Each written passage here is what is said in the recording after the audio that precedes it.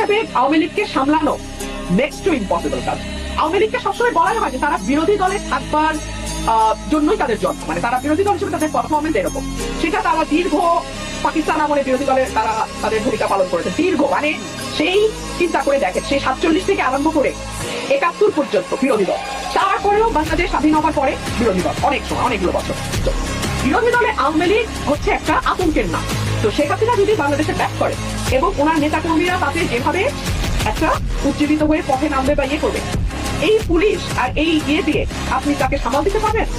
আপনি তো মাইনাস আওয়ামী লীগই দেশ সামলাতে পারতেছেন না, প্লাস আওয়ামী লীগ যখন মাঠে বিরোধী দল হিসেবে থাকবে অবস্থা কি দাঁড়াবে আপনি তো মানুষ পথে কল্পনা করেন তো।